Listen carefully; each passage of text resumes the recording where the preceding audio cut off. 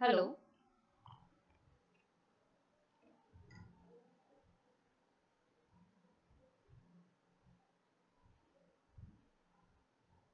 am I audible?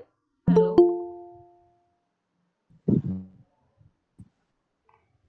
Yes, ma'am. Yes, Yes, ma'am. ma'am. Yes, ma'am. Yes, ma'am. Okay.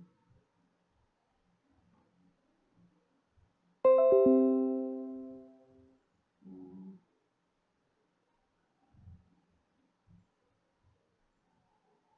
I tried to hide solution, but I can't. Chalega, chalo. Read this question and try to solve. Yesterday, I provided you two to three more formulas. Okay, so one of those formulas could be applied. So don't look at solution at very first sight. Just go through the details. Okay.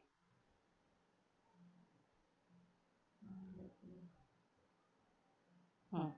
This way we can do. Ma'am दिख ही नहीं रहा question clear नहीं दिख zoom किया मैंने, अब दिख रहा है? रहा मैम ब्लर हो रहा है थोड़ा मुझे तो दिख रहा है, लेकिन आप लोगों को नहीं दिख रहा है ठीक से। मैम ब्लर है मैम दिख रहा है पर ब्लर है ग्रुप में फोटो है, देख लो।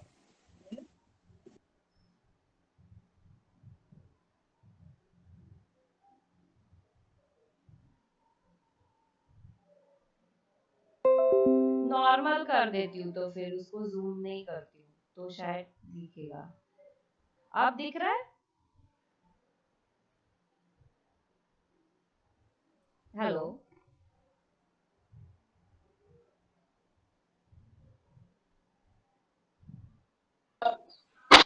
हाँ मैम दिख रहा है ठीक है, चलो सम ट्राई करो।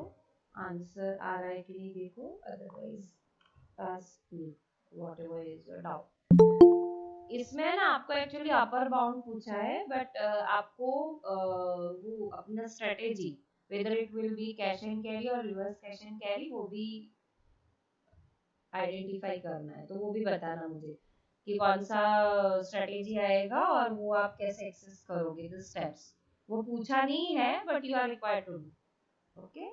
And upper bound is, yes you are required to find out upper bound also. पहले इक्वेशन से फाइंड करो, फिर मैं आपको एक्सप्लेन करती हूँ कि व्हाट इज अपर बाउंड।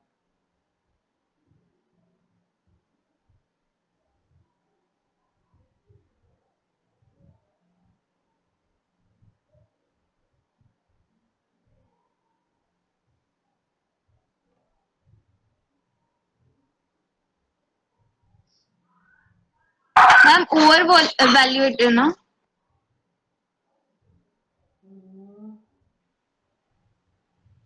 हाँ, हेलो ओवर, हाँ हाँ।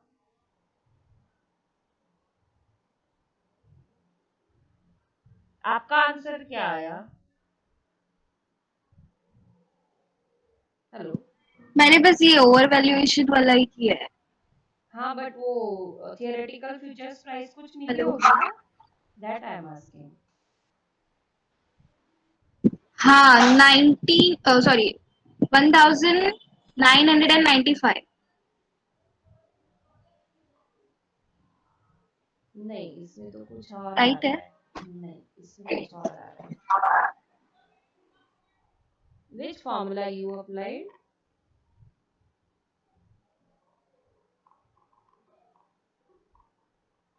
Compounding okay. So did you 6 months consider, का है ना मैम ये 6 मंथ 6 मंथ्स का है, बट डिड यू कितने कंसीडर, मंथ का है ये 6 मंथ्स का है। Okay and did you consider ma'am storage कल कॉस्ट? वाला फॉर्मूला अप्लाई करना हाँ, स्टोरेज कॉस्ट भी है इसमें, पढ़ो। Cost of funds is 10%. That is your risk-free rate of return, whichever we are taking for discounting and compounding. And another is storage cost. So storage cost is also given, and it is into percentage terms. So yesterday I explained you that even. Let me go through that also.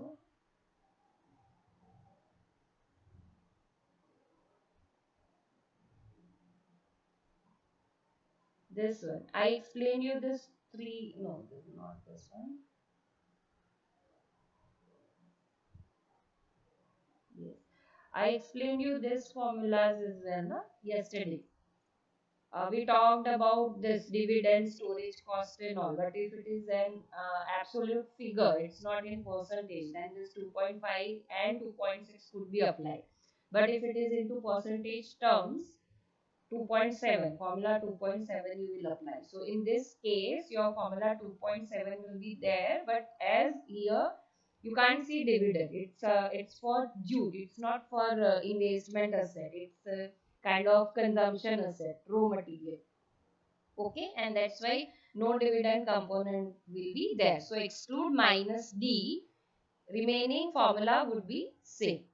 So what I want to explain, even yesterday I tried to explain you that you are required to frame this formula. F is equal to S0 into E raised to RT. That would be the standard formula, but addition, then like what you would add, what you would subtract, and what other factors Ma'am, you your are. voice is breaking. हाँ आज कुछ network issue है ऐसे लग रहा है. Let me connect through mobile. मैं आपको मोबाइल से एक्सप्लेन करती हूँ.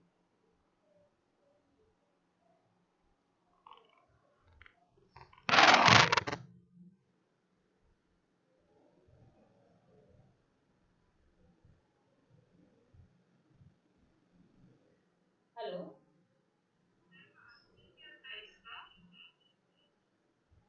हाँ एक मिनट. हाँ मैं आपको आंसर दूंगा.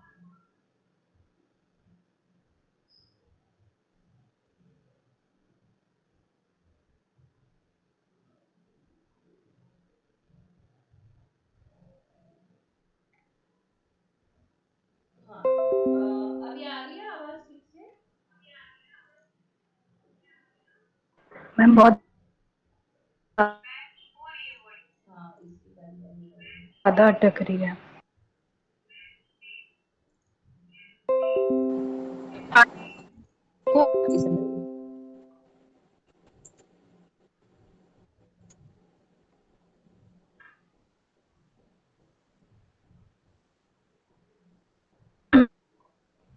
अब आ रही है आवाज. Yes, ma'am. Yes, ma'am. Now it is clear. So what I was explaining yesterday, we talked about these three formulas. Okay. So whenever dividend detail is given or storage detail is given, you will be required to.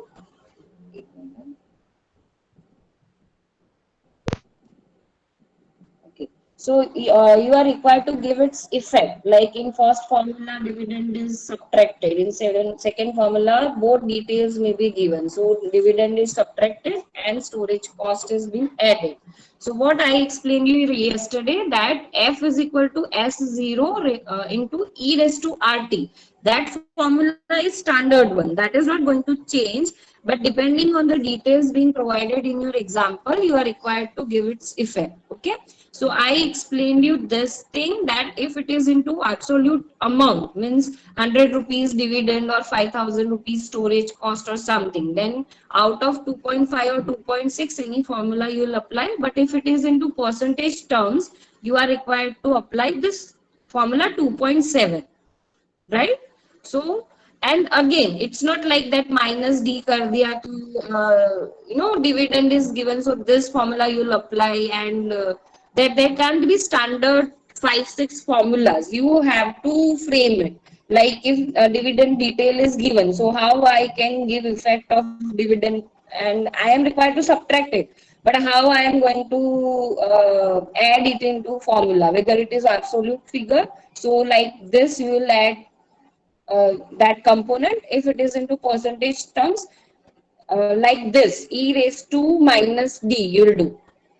Okay. तो ये जो सारी चीजें हैं वो आपको खुद करनी पड़ेगी, depending on the details being given in example.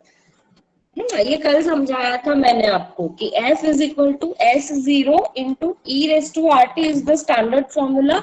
वो कहीं पे चेंज नहीं होने वाला, लेकिन बाकी की डिटेल्स जैसे डिविडेंड की डिटेल दी है या स्टोरेज कॉस्ट की डिटेल दी है, ठीक है. So depending on the detail being given, whether it is absolute or in percentage terms, you are required to give its effect in formula.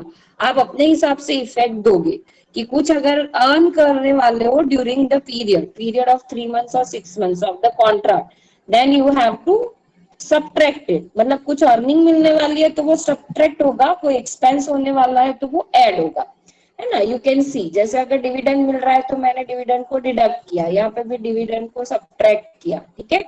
But if I am increasing any cost तो I have to add. Ma'am voice वापस break हो रही है.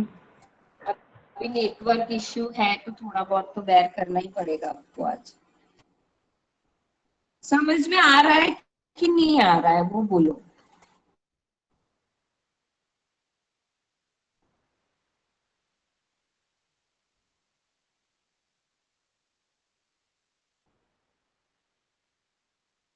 Hello. Ma'am समझ तो आया पर answer नहीं आ रहा. करो और फिर ट्राई करो तो आंसर आएगा. फॉर्मूला पहले मेरे को बताओ कौन सा फॉर्मूला आएगा.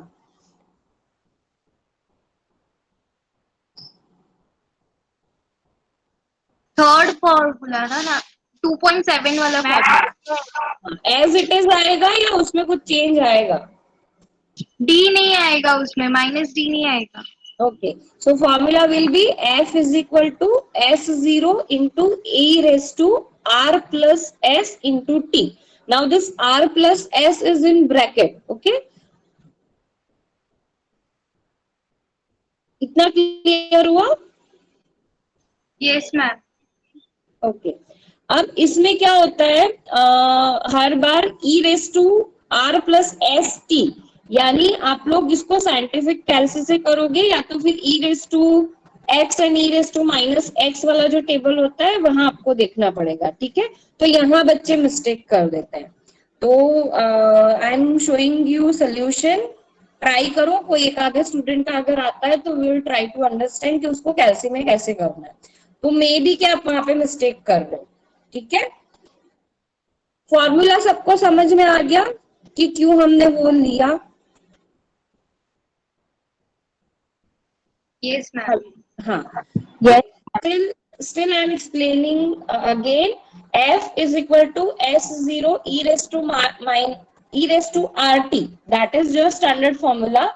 But you have to look for the other details as well. So if you read this question, you can find storage cost is also given at 2% per annum. Okay, and storage cost is given as percentage, right? So 2.4, 2.5 and 2.6 that you won't apply, that you can't apply क्योंकि उसमें आपको absolute figures चाहिए, 100 rupees, 1000 rupees और something, ठीक है. But percentage होगा तो last वाला फॉर्मूला आएगा, और उस लास्ट वाले फॉर्मूला को if you see that dividend effect is also given, but if you read this details here no dividend detail is given, so that won't be there in your formula. So remaining things you will take in your formula. So formula will be f is equal to s0 e raised to in bracket r plus s into t. So this is your formula. Now input your figures and then try to find out e raised to your answer through your scientific calci. May be on your mobile phone और laptop, मतलब आप Google search करोगे तो scientific कैलसी आपको laptop में भी मिल जाएगा, आपके सिस्टम में भी, ठीक है. तो ट्राई करो, वरना यहाँ मैं गूगल सर्च करके ट्राई करती हूँ. I will try to find out. But पहले ई रेस टू क्या आएगा उसका आंसर मेरे को बताओ.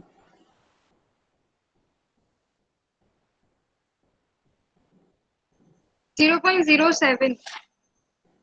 0.07 कैसे आएगा. अच्छा हाँ, नहीं 7 नहीं आएगा, वो 2% को भी 6 मंथ्स के साथ लेना पड़ेगा ना.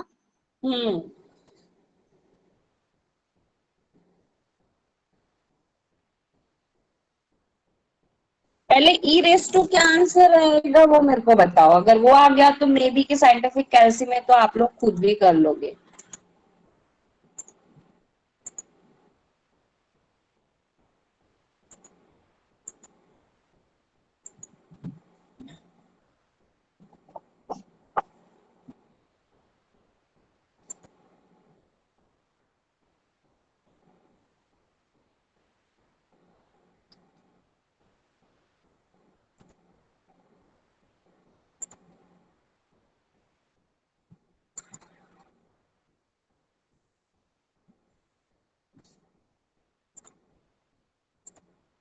ई रेस टू क्या आंसर आया बताओ मुझे।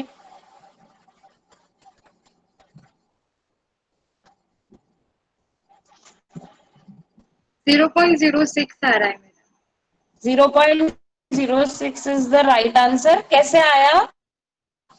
R is 10, so you will write 0.10 plus S is 2%, so you will write 0.02 into T, तो T will be written as 6/12, ठीक है, क्योंकि हमें हाफ ईयरली लेना है। या तो आप सीधा सीधा ये भी कर सकते हो, मतलब both ways I am explaining, सीधा सीधा इसमें इनपुट करो 0.10 प्लस 0.02 इंटू 6 डिवाइडेड बाई 12, वैसे कर सकते हो, या तो 6 महीने की कंसीडर करो। इसमें 6 महीने का कितना आएगा? 0.05 है ना। और स्टोरेज को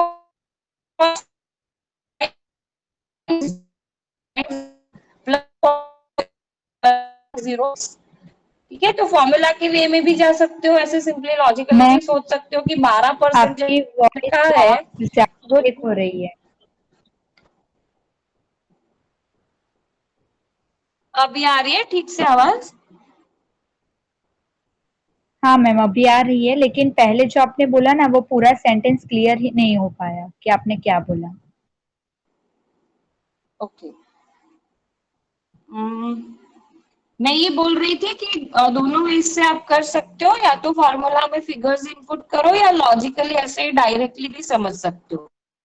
formula I think you can understand. R is 0.10 plus S is 0.02, okay, in bracket into T, so T के लिए क्या करोगे आप? 6 divided by 12, as it is for 6 months, so it will be 6 divided by 12, okay.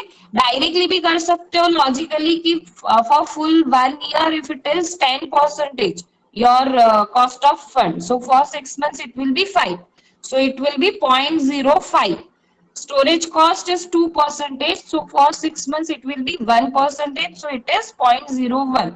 So 0.05 plus 0.01 will be 0.06, right?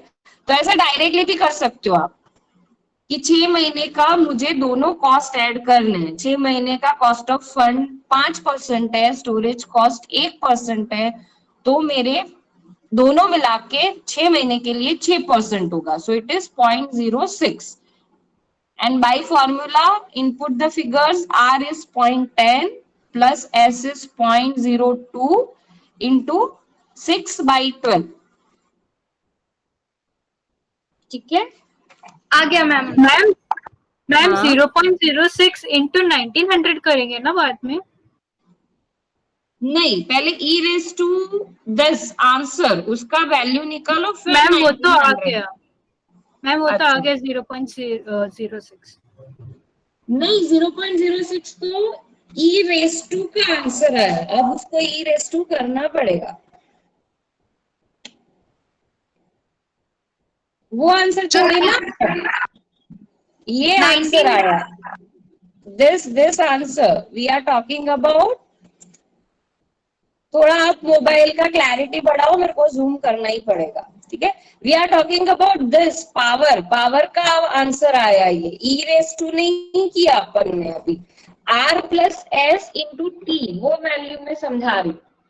I am explaining you the power value, not e raise to power, वो तो किया ही नहीं है अपन ने, तो वो scientific calci में करना पड़ेगा, okay. Let me open Excel sheet then. नहीं समझ में आ रहा है आप लोगों को?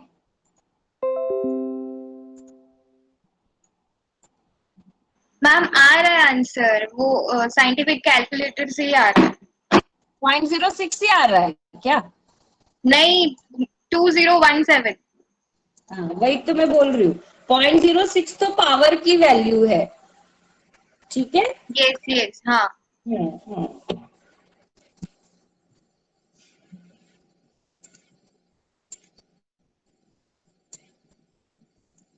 क्या फॉर्मूला लिखा है? मैं सिर्फ पावर की बात कर रही हूँ, जो रेस टू में वैल्यू है, तो हमने क्या फॉर्मूला लिखा है?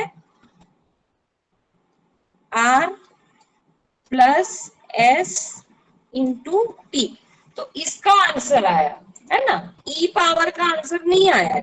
तो मैंने R क्या लिखा? 0.10 प्लस एस क्या लिखा 0.02, ठीक है, दैट इज इन ब्रैकेट, ठीक है, into T, so that is 6 divided by 12.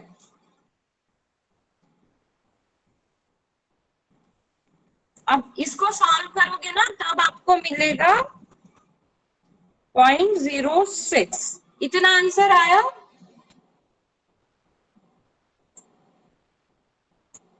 दिख रहा है कि फॉन्ट्स बड़ा हूं मैं? नहीं मैम दिख रहा है। ठीक, ये आंसर आया. Yes ma'am. मैम आ गया मेरा आंसर 2017। हाँ ठीक है, तो ये क्या है, ये आपकी पावर की वैल्यू आई.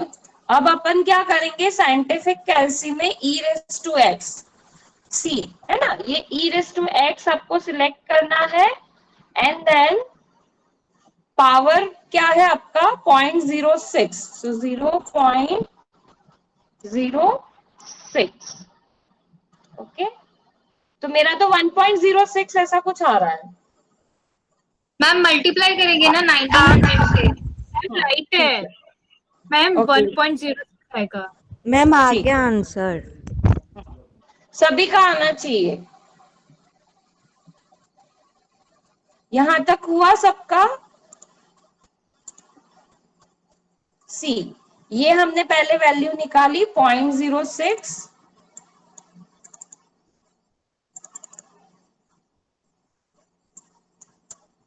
ये e रेज़ टू, तो पावर का जो है, ठीक है, पावर की वैल्यू हमने निकाली पहले, दैट इज 0.06. फिर मैंने क्या किया, साइंटिफिक कैलसी में जाके e raise to x, this one, तो मेरा इक्वेशन क्या है, e raise to 0.06.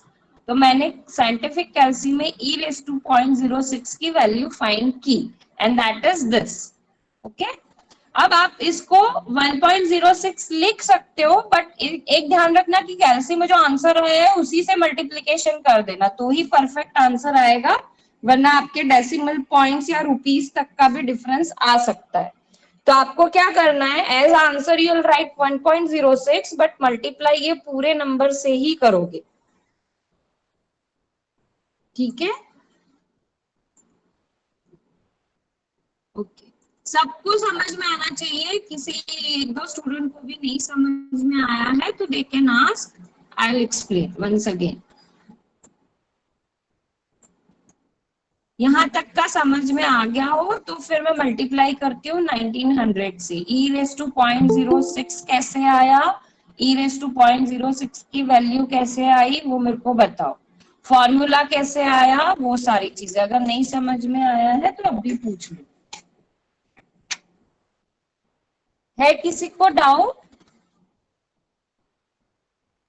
Madhuri, hello,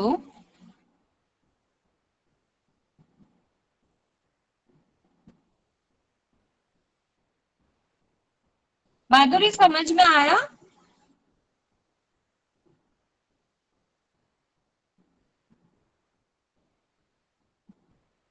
आवाज आ रही है मेरी? Yes ma'am. मैम एक और बार यस मैम। हाँ, एक और बार Yes, ma'am. ओके, वापस समझाऊं? Hello, yes ma'am. ठीक है. फॉर्मूला कैसे आया वो पता चला? हाँ, मेरी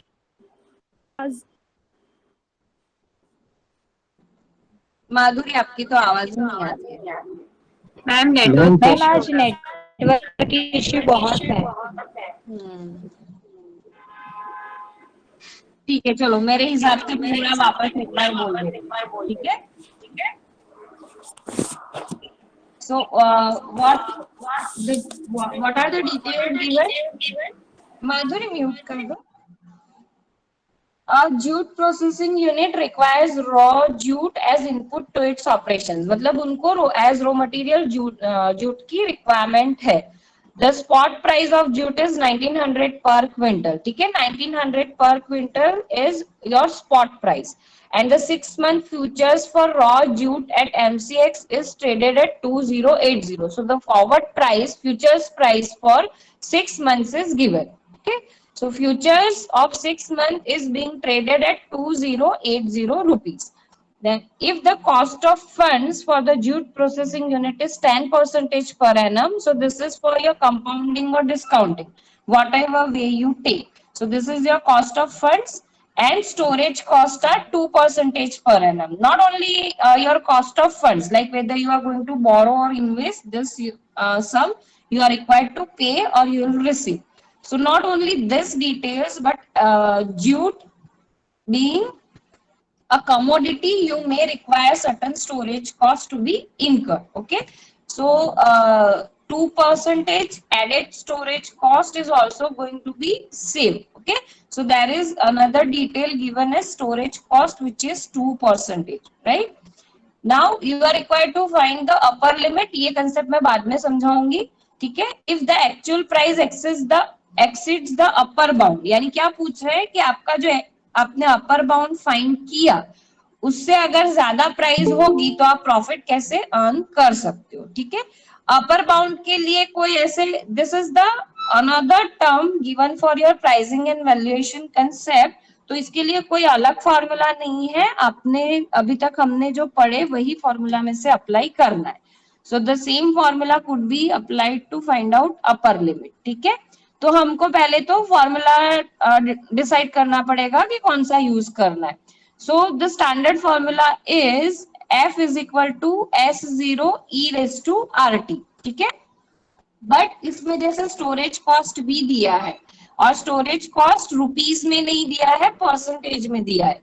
तो परसेंटेज में दिया है, that's why it will be into power, ठीक है? रुपीस में दिया होता तो S0 plus S, then bracket में वो आता and into e raise to RT हो जाता, ठीक है? बट ये परसेंटेज में है तो हमें उसको पावर में काउंट करना पड़ेगा. So the formula is F is equal to S0 e raised to in bracket R plus S, that is cost of funds plus storage cost into T, that is your time period. Now input your figures. So spot price is 1900, e raised to R, R is your 0.10, ठीक है? S is 0.02 and T we have to take 6 divided by 12, ठीक है? तो फिर ये जब आप solve करोगे तो ये मैंने यहाँ पे सॉल्व किया सिर्फ पावर वाला, ठीक है? पावर वाली वैल्यू मैंने सॉल्व की. 0.10 प्लस 0.02 आएगा, हाँ, 0.02 इंटू 6 डिवाइडेड बाई 12. अब ये जब आप करोगे कैलकुलेशन तो you will have answer 0.06.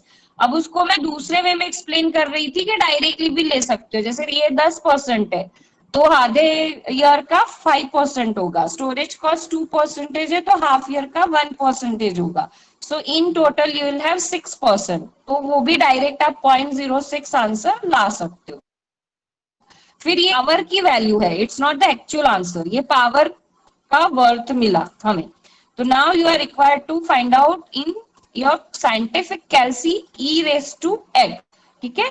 E raise to X, X value for our example it is 0.06, ठीक है?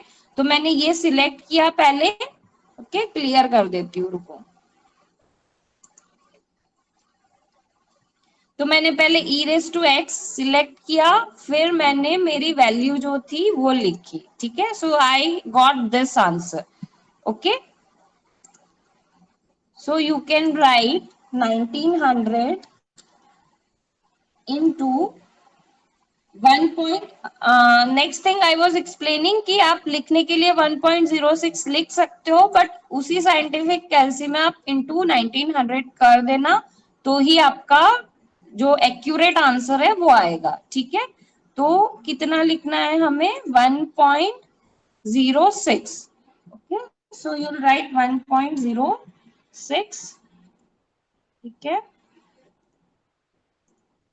Okay, answer into 1900, right? So your answer is 2017.48. So answer is 2017.48. ठीक है, अभी समझ में आया? Yes ma'am. ठीक है, कोई भी Yes, स्टेप में ma'am. डाउट हो तो पूछ लो, मतलब पूरा तो मैंने एक्सप्लेन कर दिया, but still if you have any doubt regarding formula, multiplication, scientific calci, कुछ भी प्रॉब्लम हो तो पूछ लो, एनीबॉडी।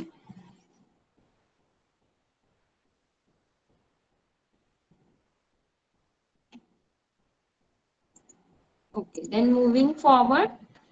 हाँ, अब आई थिंक अब आप लोग कर सकते हो, है ना, कि जैसे forward, this is my theoretical price and this is my actual price, so when I am comparing my theoretical price I find my actual price to be more, so this is over price. तो over price के लिए कोई बता सकता है क्या strategy frame करोगे? Cash and carry arbitrage आएगा और हम स्पॉट से बोरो करेंगे और फ्यूचर्स मतलब M6 पे बेचेंगे, सेल करेंगे। Yes, ma'am. Yes. So what will be 3 steps? First you will enter into a derivative, मतलब आप फ्यूचर्स में एंटर करोगे, सेल करोगे, ठीक है, cash and carry arbitrage apply करना है तो आप सेल करोगे because it is over priced in futures, तो फ्यूचर्स आप सेल करोगे, that is your third step.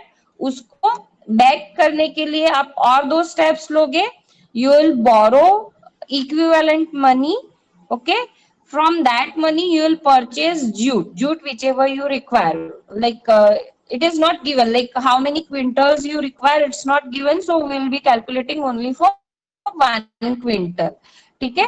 So I'll be borrowing money, okay, 2017.50, that is added interest cost added and all, what how much I would borrow, वो कोई बता सकता है मैं कितना बोरो करूंगी?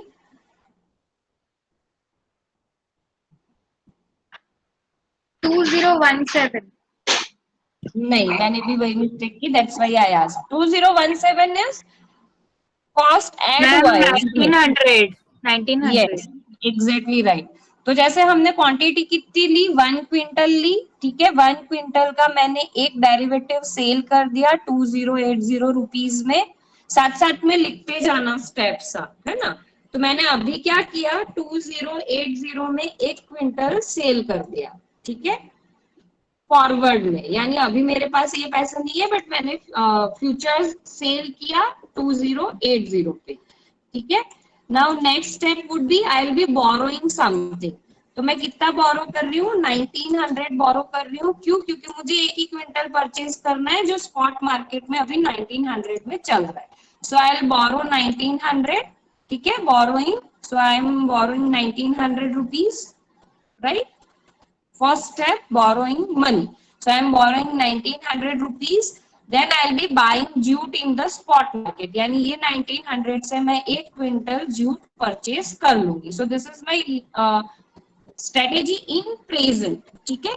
Now in future, what would happen after 6 months? After 6 months क्या होगा, वो कोई बता सकता है? Ma'am, फ्यूचर में सेल कर देंगे।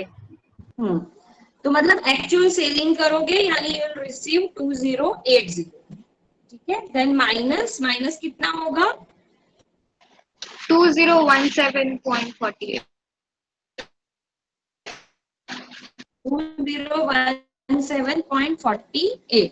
नाउ हाउ कम दिस, क्योंकि आपने 1900 जो बोरो किए थे, on that you are required to pay first interest amount, and within this, during this 3 months you must have incurred 1% of this amount as storage cost. Why? Because to sell in future you have bought in present, okay, so as long as 1%, 190 please, your storage cost, rupees. 90 rupees will be your storage cost, and nearby 190 rupees will be your interest cost that will get added. And as it is compounding, not the simple compounding liya, so that's why 207 you have to pay. 1900 borrow जो किए थे वो return करने पड़ेंगे, तो 1900 return, okay, storage cost, ठीक है, यानी अब 6 महीने के बाद तब तक आपने स्टोरेज कॉस्ट पे कर दी होगी, और 6 महीने के बाद 1900 with interest amount you are required to pay back, तो वो कितना हुआ 2017.48, माइनस करो तो आपको प्रॉफिट फिगर मिलेगा, कितना प्रॉफिट होगा 62.52. 62.50.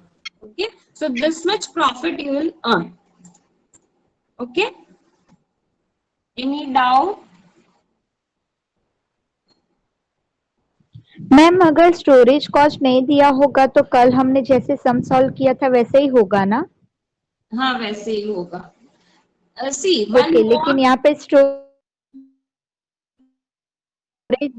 स्टोरेज है इसलिए हमने वो स्टेप बढ़ा दिया ऊपर एंड वाला। One more thing, like book में काफी जगह पे सिंपल इंटरेस्ट, यानी सिंपल अगर आप अज्यूम करते हो तो F is equal to S0 into R directly कर देते हो, है ना, ई पावर नहीं लेते हो, तो कंपाउंडिंग कहाँ आपको अज्यूम करना है और सिंपल इंटरेस्ट कहाँ अज्यूम करना है, that will be given, okay, यहाँ पे कुछ नहीं दिया है बट स्टिल दे मतलब उन्होंने कंपाउंडिंग ले लिया है, सिंपल इंटरेस्ट नहीं लिया है, तो डोंट वरी, वो दे देंगे कि आपको कंपाउंडिंग अज्यूम करना है या सिंपल अज्यूम करना है, ठीक है।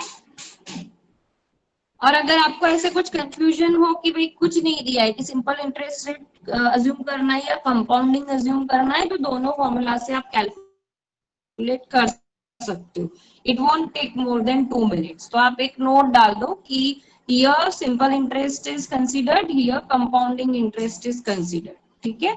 जैसे जूट as a commodity, I don't think compounding concept लेने की जरूरत है ना। Continuous compounding, this is called continuous compounding, एक होता है सिंपल, एक होता है कंटिन्यूअस, तो जब आप सिंपल लेते हो तो S0 इंटू R सीधा लिख देते हो, और जब आप कंटिन्यूअस कंपाउंडिंग अज्यूम करते हो तो e रेज़ टू RT लेते हो, so that is another confusion which you can have. तो ये जो है वो कमोडिटी है, तो like from my like yes my opinion is that for commodity we should assume simple interest and not the compounding one, continuous compounding one, but यहाँ पे continuous compounding assume किया है, तो एग्जाम पॉइंट ऑफ व्यू आपको दे देंगे कि आपको simple assume करना है या कंटिन्यूअस अज्यूम करना है, दोनों में सिंपल करना है, तो डिपेंडिंग ऑन द कमोडिटी, जैसे अगर शेयर दिया है, स्टॉक दिया है, तो आपको कंटिन्यूअस कंपाउंडिंग ही लेना है, क्योंकि उसकी जो प्राइस है वो every now and then fluctuate होती है, ठीक है। इवन इन कमोडिटीज जैसे गोल्ड, तो गोल्ड एज कमोडिटी दिया है तो you will be taking continuous compounding and not the simple one, क्यों, क्योंकि गोल्ड की प्राइसेस भी बहुत फ्लक्चुएट होती है, ठीक है। But jute kind of assets you can assume simple interest rate और नॉट कंटिन्यूअस कंपाउंडिंग, बट दिया है बुक में तो we are calculating by that way, ठीक है। और कोई डाउट? मैम इसमें ये अपर लिमिट का मैम दे रखा है, वो उसका क्या मैं मतलब होगा? समझाती हूँ, उसके अलावा कोई डाउट हो तो? No ma'am. Anybody else? Upper limit में एक्सप्लेन करती हूँ।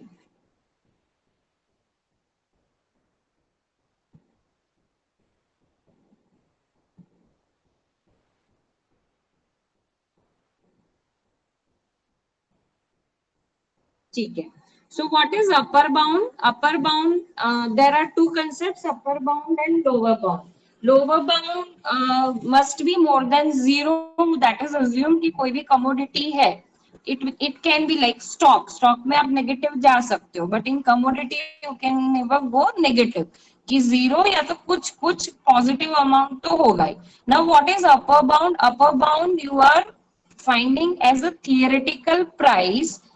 Okay, and why it is bound? Because theoretically you won't have price larger than or more than that particular level. So our upper bound is 201749. And why it is said upper bound? Because if for an example your future is trading at 2018, okay, so you have selected upper bound as a standard to compare it with the actual prices. यानी actual price अगर इससे ज्यादा होगा तो आप cash and carry arbitrage में जाओगे और सेल करोगे.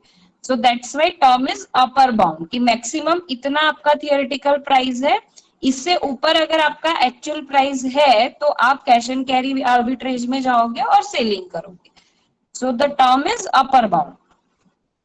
And lower bound in this case has to be positive figure. Any positive figure larger than 0. That will be your lower bound. आया समझ में? No ma'am. नहीं समझ में आया. अपर बाउंड का मतलब थियोरेटिकली हमने एक प्राइस फाइंड की, तो अपर बाउंड का मतलब कि इससे ये हाईएस्ट है, हाईएस्ट थियोरेटिकल प्राइस है. अब इससे ज्यादा अगर आपका एक्चुअल प्राइस निकला तो आप सेल करोगे, और अपर बाउंड से नीचे अगर गया तो आप बाय करोगे. That is cash and reverse cash and carry arbitrage, nothing more than that. Upper bound is just a term कि हाईएस्ट कितना अमाउंट है, जिसके बेसिस पे मैं डिसाइड कर पाऊं comparing with actual prices whether I am required to sell और buy. ठीक है. ओके मैम, मतलब ये एक थियोरेटिकल प्राइस है जिससे हम हमारी एक्चुअल प्राइस कंपेयर करेंगे. हाँ, और उसको अपर बाउंड क्यों बोला? क्योंकि थियोरेटिकली मैक्सिमम प्राइस हमें यही मिली, मतलब this is my upper bound maximum price. अब इससे ज्यादा अगर एक्चुअल है तो मैं कैश एंड कैरी में जाऊंगी, अगर इससे कम है तो रिवर्स कैश एंड कैरी में जाऊंगी. सो this is the standard which you can compare with actual prices, and that's why yes, again it is called theoretical price also. ये आपकी theoretical price है जिसका upper bound हमने find कर लिया. इससे ज्यादा theoretical हमें नहीं मिल सकता ऐसे. मैम, हाँ, ये जो अपर बाउंड बोला है तो हम ऐसा अज्यूम कर सकते हैं जब भी अपर बाउंड बोला जाए तो हम ये कंटिन्यूअस कंपाउंडिंग वाला यूज करेंगे, क्योंकि लास्ट एग्जांपल में हम बस कंपाउंडिंग करते थे, उसमें तो हमें प्राइस मिल जाती थी, बस वो हमें कंपेयर करनी होती थी फ्यूचर्स के साथ. यहाँ पे हम अपर लिमिट फाइंड कर रहे हैं ताकि यही प्राइस अगर होगी और इससे ज्यादा होगी तो ही हम कॉन्ट्रैक्ट में एंटर करेंगे, राइट? yes, yes, ऐसे ले सकते हो. हाँ, एग्जैक्टली राइट. क्योंकि अगर हम सिंपल इंटरेस्ट से करेंगे तो आपको 2017.49 से कम ही आएगा. yes, exactly right. That's why, yes, so that logic you can apply and you can find out upper bound through continuous compounding. Yes, so in this type of cases अगर आपको exam में upper bound दिया है तो you'll be applying continuous compounding. Means not the simple formula but e raised to rt. ठीक है. S0 into R वाला formula नहीं लोगे, S0 into e raised to rt वाला फॉर्मूला लोगे. Exactly right. क्योंकि आगे भी कुछ दिया है, आगे बोला कि find out the upper limit. Upper limit मतलब हमारी जो सिंपल इंटरेस्ट से अमाउंट आ जाएगी वो, और फिर आगे बोला है कि actual price exceed the upper bound. तो मे बी ऐसा हो सकता है कि कंटिन्यूअस वाला यूज करना. नहीं, upper bound itself implies. Upper bound का मतलब कि हाईएस्ट थियोरेटिकल प्राइस, उससे ज्यादा आपको थियोरेटिकल प्राइस नहीं मिल सकती. तो मैंने क्या समझा कि अगर आप सिंपल में 6% लगाओ ना, 1900 का 6% ऐड करो तो वो 2017.49 से कम ही आएगा. करो yes. 1900 का 6%, 2014 आ रहा है. 2014 आया. मतलब सिंपल पे अगर आप ट्राई करते तो आपको अपर बाउंड नहीं मिलता. आपको अपर बाउंड कब मिला? जब आपने कंटिन्यूअस से 3-3.5 रुपीस का फर्क आया ना, तो आपने कंटिन्यूअस कंपाउंडिंग लिया तो ही आपको एक्चुअल मतलब जो अपर बाउंड एक्यूरेट मिलना चाहिए था वो मिला। सिंपल इंटरेस्ट से लेते तो 2014 आ जाता आपका मैक्सिमम प्राइस। तो in between this two prices मतलब 3 रुपये के लिए आप गलत भी हो सकते थे। से सपोज 2016 चल रहा है एक्चुअल, तो आप कैश एंड कैरी आर्बिट्रेज में चले जाते हो और मे बी कि रॉन्ग हो जाए। तो for safer side, for being pessimistic, आप क्या करते हो कि हाईएस्ट थियोरेटिकल प्राइस ढूंढने की ट्राई करते हो, that is your upper bound. तो अपर बाउंड आप सिंपल से नहीं करोगे, कंटिन्यूअस कंपाउंडिंग से करोगे। Okay ma'am. ठीक है ma'am Yes, in exactly case of right. Discounting तो मैम अपर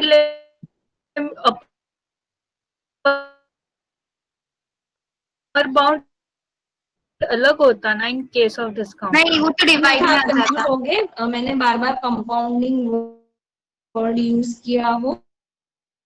वो इंटरेस्ट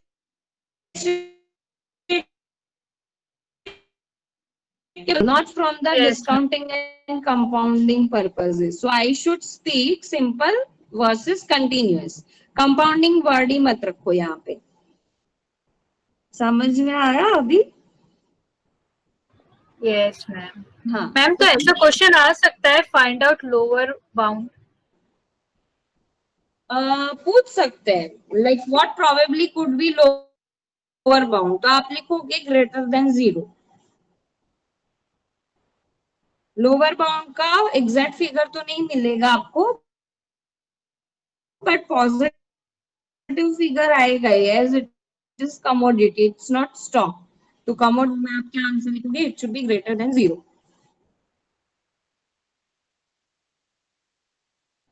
मैम तो 1900 होगा ना उसका आंसर? नो, वो फ्लक्चुएट होते हैं ना, तो कोई टाइम पे आपको 1600 भी मिलेगा, कोई टाइम पे आपको 1500 भी मिलेगा, but we are talking about theoretical price. तो theoretical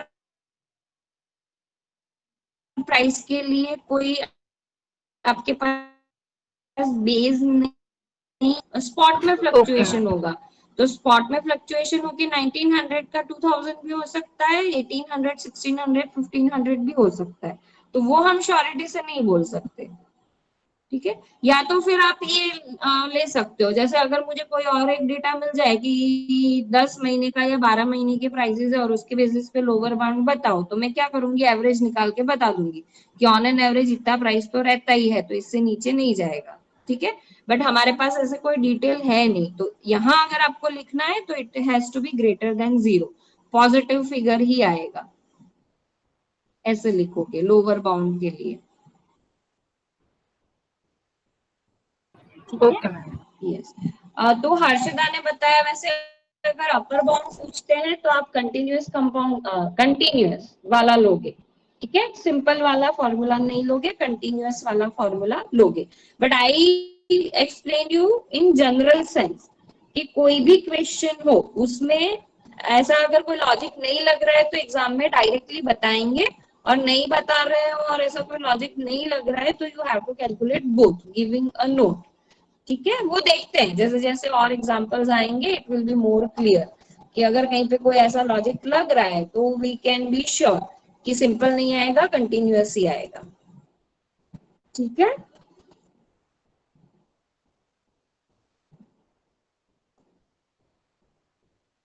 hello, yes ma'am. Yes ma'am.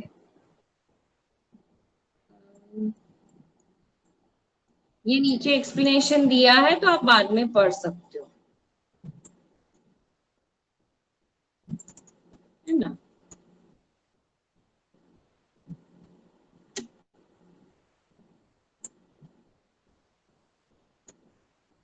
Next concept is value of a forward contract. Okay? Now what it means, like once I have entered, कि जैसे हमने बात करी कि मुझे jute की requirement है, right now I should sell, and later on I will be supplying whatever I have bought.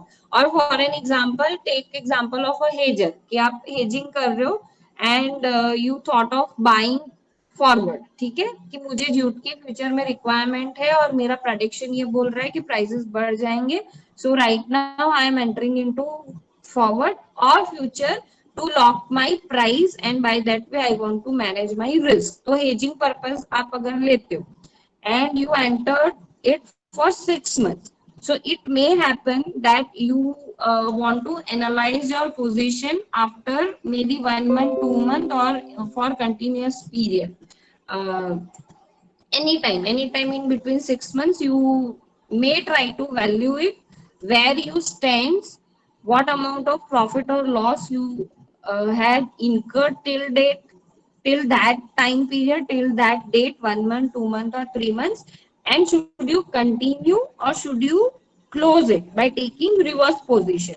तो बहुत सारे ऐसे क्वेश्चंस होते हैं, ठीक है, कि एक बार आपने एंटर कर लिया तो ऐसा नहीं है कि 6 मंथ्स तक आप उसको may be as an investor, है ना, नॉट हेजर, तो इन्वेस्टर्स का भी ये पॉइंट ऑफ व्यू हो सकता है कि I have invested in futures now, but I have to analyze the position every now and then so that I won't be incurring huge loss. Okay, even Hager may be thinking that I shouldn't incur huge loss in hope that I am fixing a price and by that way I am trying to manage my cash flows and I am trying to manage my risk. But in that case it shouldn't happen that I may incur huge losses कि मेरा main जो purpose था उसको hedge करने का, price fix करने का, वो तो साइड पे ही रह जाएगा और मुझे बहुत ज्यादा लॉस हो जाएगा bye entering into the particular forward और फ्यूचर। तो उसके लिए आपको क्या जरूरत पड़ती है कि in between also you will B valuing your particular contract, ठीक है। तो आपको इन बिटवीन वैल्यू करने के लिए there is concept of value of a forward contract. Understood? Hello?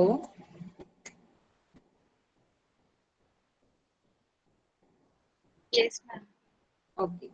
So next concept, that value of a, this is not valuation, okay? Pricing and valuation was another concept. Now this is value of a forward contract which could be used in between valuing your forward and taking decision, should you continue with that for the remaining term or should you close it by taking reverse position, ठीक है?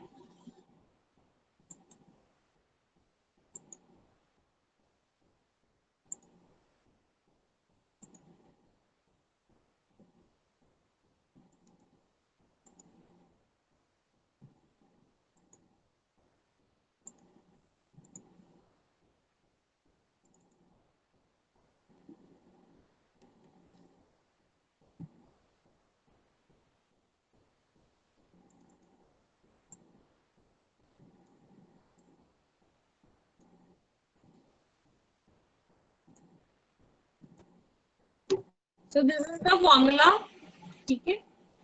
Let's go through the example, फिर मैं आपको ये सारे formula समझाऊंगी, otherwise अभी मैं ये समझाऊंगी तो आप कंफ्यूज हो जाओगे। So let's go through this example and then after I explain formulas as well as use of the concept of value of forward contract. Okay, so go through the details first.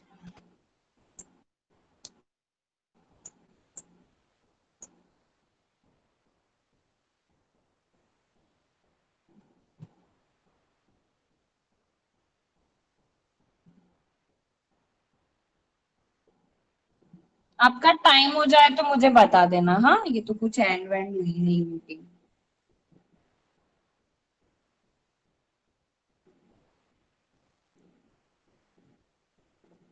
Hello?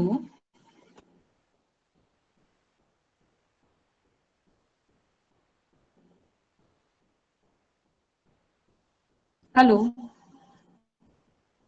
Yes, ma'am. Yes, ma'am. Time हो जाए तो बता देना, तब तक आप लोग ये डिटेल पढ़ लो।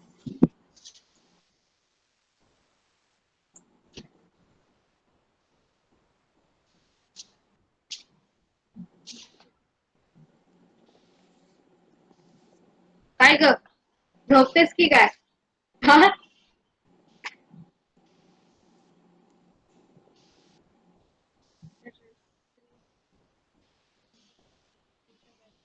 forward contract that is investor A.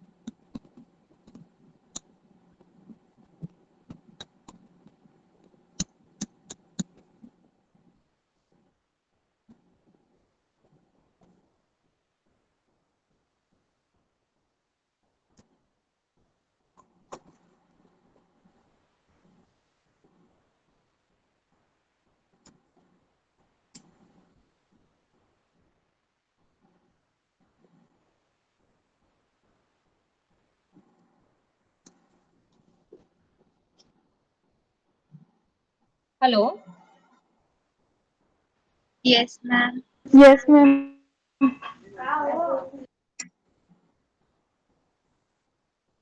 Okay. So details are the current price of Bharti's share is 800 rupees and investor A is ready to buy one share of Bharti at 900 for future delivery after 6 months.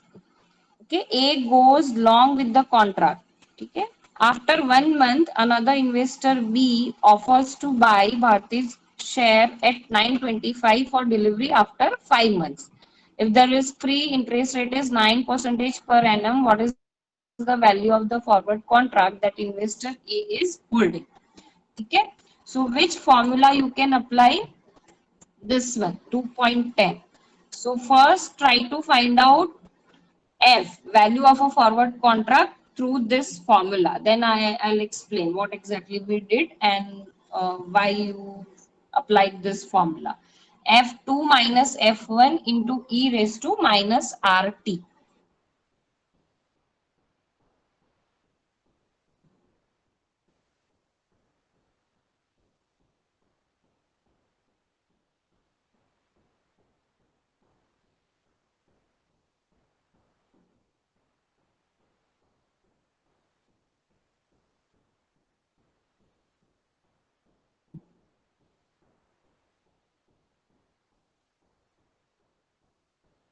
Ma'am नहीं आ रही समझ. नहीं आ रहा है समझ में? ठीक है. F2 और F1 के वैल्यूज क्या लोगे वो बताओ. मैम आई गेस 925 और 900. Yes, exactly right. Okay. इसका ये डिटेल्स का मतलब क्या है कि A as an investor A has entered into future of Bharti share at 900. Okay, जिसकी 1 महीने के बाद करंट प्राइस है 800 रुपीज. ठीक है, आफ्टर 1 मंथ दूसरा एक इन्वेस्टर क्या बोलता है कि I can buy at 925 rupees. ठीक है, so this is another forward that is F2. मतलब ये जब डिटेल्स हम पढ़ रहे हैं 1 मंथ हैज ऑलरेडी पास्ड, ऐसे कि आपने एक बार फॉरवर्ड इन्वेस्टर ए ने एक बार फ्यूचर एंटर कर लिया, उसके बाद 1 महीने के बाद दूसरा उनको ऑफर कर रहा है कि 925 में मैं बाई कर सकता हूं आपसे. मींस कि at that time if this is worthy to be entered into, मतलब ये जो भी उनका कंडीशन है वो अगर आप फॉलो करते हो तो investor A will be short and investor B will be long. मतलब ये निकल जाएंगे, उन्होंने पहले बाई किया था 1 महीने पहले, अब वो शॉर्ट ले लेंगे और investor B will be buying on behalf of investor A. So that's why F2 is 925, F1 is 900. अब फाइन करो. मैम बुक का आंसर रॉन्ग है मैम. मेरा आंसर आ रहा है 25.955. नहीं, बुक का कैसे रॉन्ग हो गया? मैम एक बार चेक करो ना, कैलकुलेट करके मेरे 25.955 आ रहा है। आपने मंथ्स कितने लिए? मैम 5 मंथ ही लिया, 5 डिवाइडेड बाय 12। ठीक है, कोई और भी कैलकुलेट करो।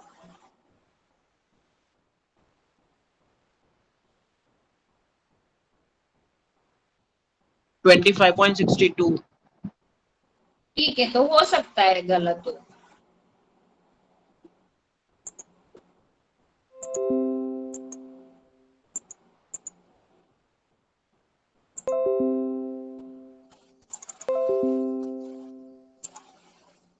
मेरा गूगल वाला कहाँ गया?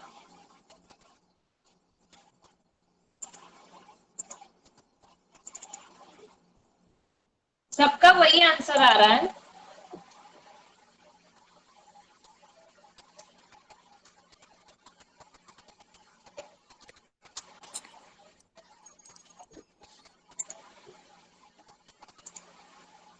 मेरा आया 24.08। ये किसका आंसर आया?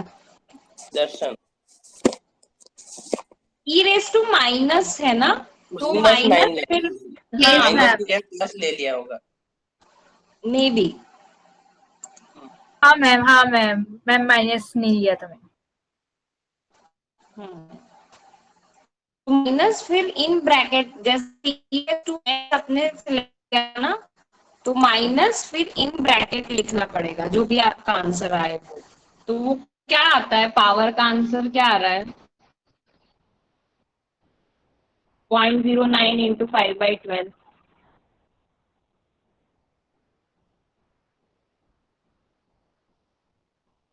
0.09 इंटू 5/12 क्या आ रहा है आंसर?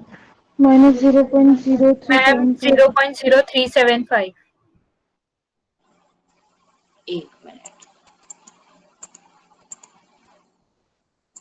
0.0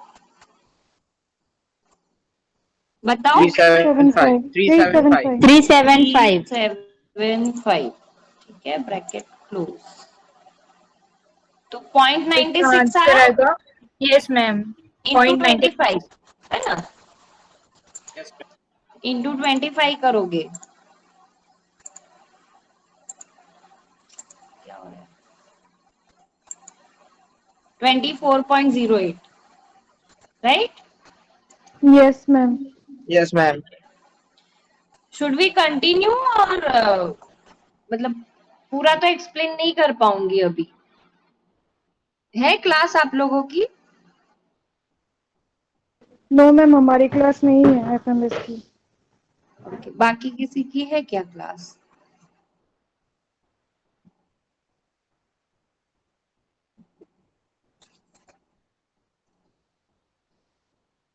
हेलो,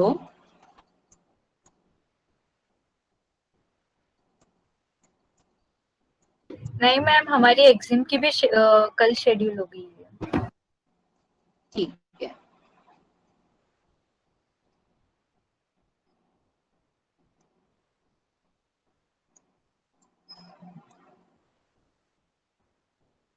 ओके, तो ये this table I am explaining key formula. So how this formula is been framed, like in between if you want to exit any contract, what you will do, you have purchased at F1, that is 900 rupees, right? Okay, so that is minus F1, then you will receive certain amount. Okay, after 1 month, 2 month, 3 month, whatever, at whatever time you want to exit that contract, so it will be plus F2, and that's why it is F2 minus F1. Now what you are doing, you are valuing the contract after 1 or 2 months.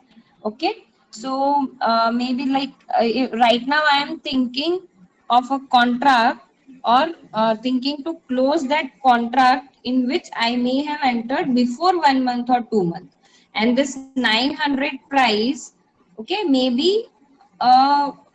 past price I can say. Okay, and that's why you can see this minus RT, so you are required to do discounting. Okay, so e raised to minus RT.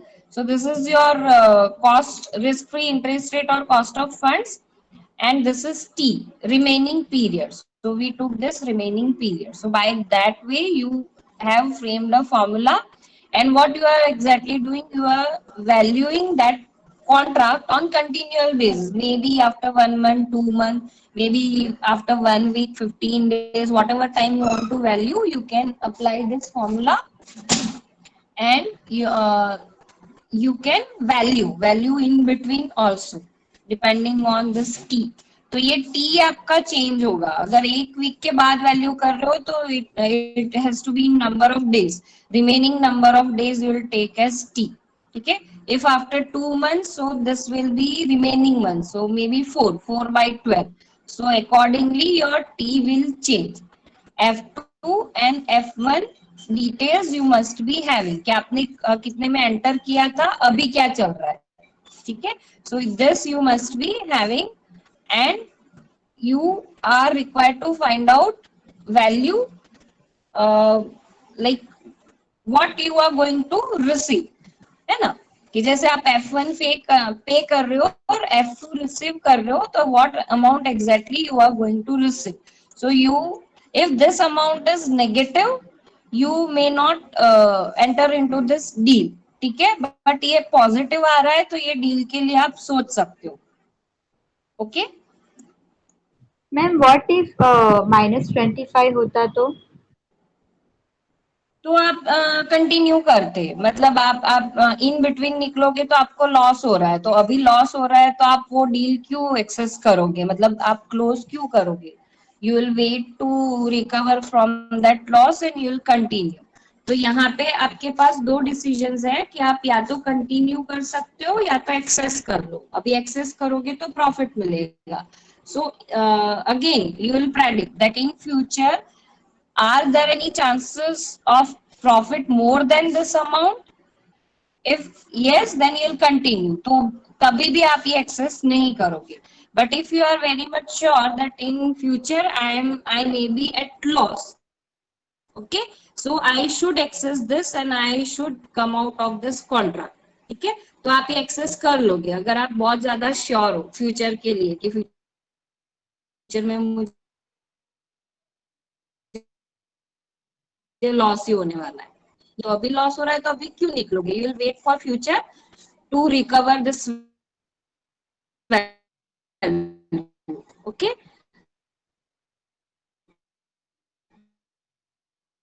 तो वो वैल्यू recover हो जाए उस दिन, तो after 2 months you multiple ways होते हैं आपके पास हर बार, depending on the future prediction and future scenario. Ma'am ₹24 अगर ए बी को आफ्टर 1 month सेल आउट करता है तो 24 उसको प्रॉफिट होगा, इसका मतलब ये होगा. मैम क्या बोल रहे हो.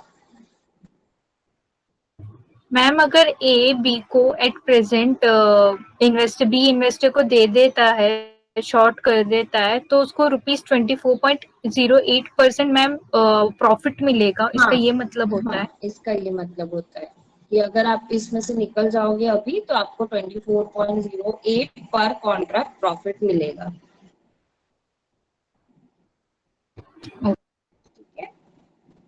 So what this concept suggests that it's not like once you have entered into futures contract, you cannot come out before it's expired.